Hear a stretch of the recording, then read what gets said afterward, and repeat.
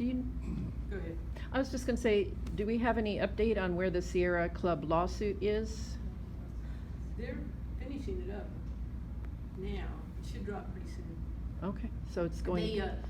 They asked the Fish and Wildlife Service to issue a stay, and the Fish and Wildlife Service said they wouldn't do it because of this terrific stop work order that DEQ had voluntarily agreed to. So obviously that's not working, and so they're putting it together right now.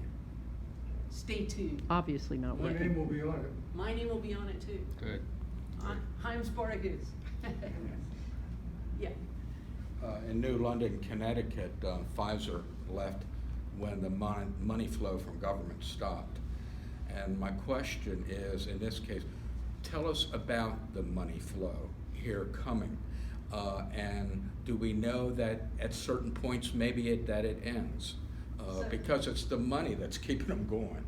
The only clue that's really easy to follow is to look at the stock prices and quarterly earnings phone calls, transcripts, from the key owners of the project. So I'll just give you 3 examples of how there's some problems. The 2 Pittsburgh companies, EQT, the original fracking company that started this thing, had never been making any money. There was a good study done for Appalachian Mountain Advocates back in, I believe it's 2016, that showed that they had been losing money every year because they just frack, and then they have a stranded asset. So the pipeline, if they get a federal pipeline, an interstate pipeline, they can make a 15% net profit by owning it. They started the pipeline, well, they got a bunch of new investors, and the new investors said, we don't want the fracking business, it's a money loser. They forced the company to split into 2 companies. EQM is the new company, separately traded on Wall Street, and they are the pipeline operators, so that was where most of the money would come, although EQT is still involved. Okay, they just both had their quarterly earnings. Their stock prices have declined dramatically. EQT was around $11.50 last week, and it started at the time of the split, I'd have to check, but I believe it was around $60. It was at $100 when the project was first announced, 2014, early 2015.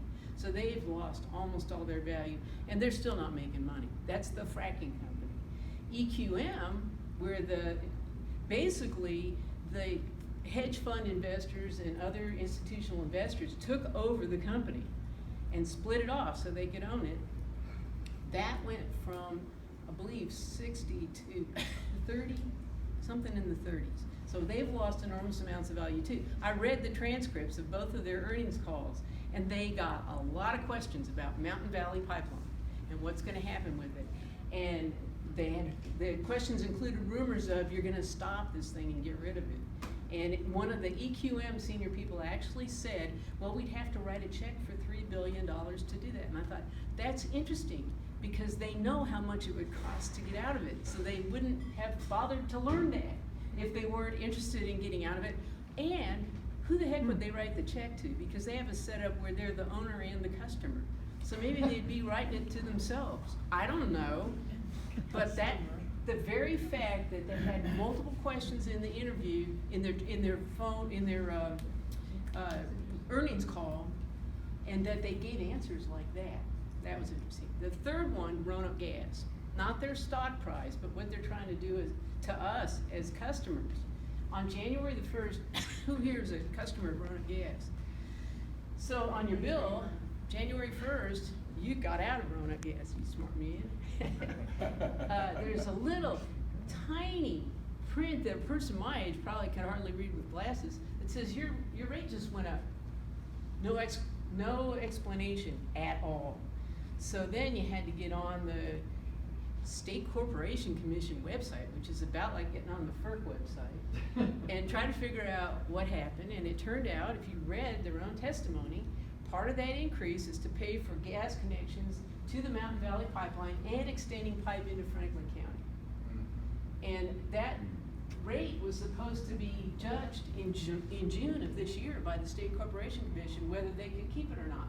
But guess what happened? The Sierra Club had one of its members, me, sign an affidavit that said, I'm a Sierra Club member and I'm a Roanoke Gas customer, and I don't want to pay this because I think there's something wrong with it.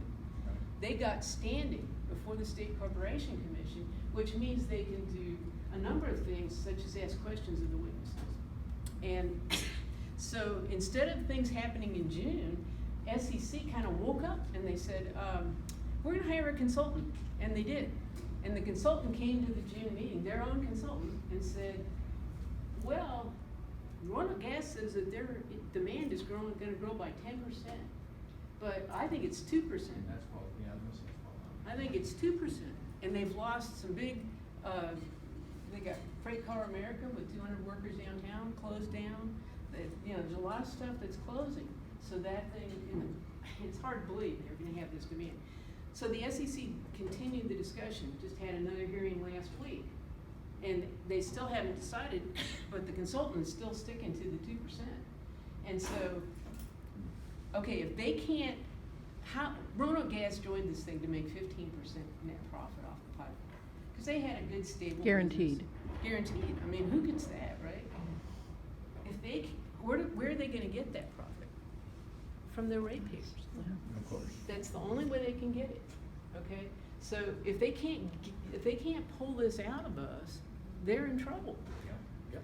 They've taken a very risky step here by turning, and their stock price is gone up, but a lot of analysts are questioning whether it's really a utility company anymore or a speculative investment. There's 45 million they serious, put in it. 35 million borrowed so far, but, if it goes to 5 billion, they'll have to borrow another 50, which that's probably happening right now. So guess who pays for that? We pay for that. So this is a risky business that's the money, yeah. I was at the SEC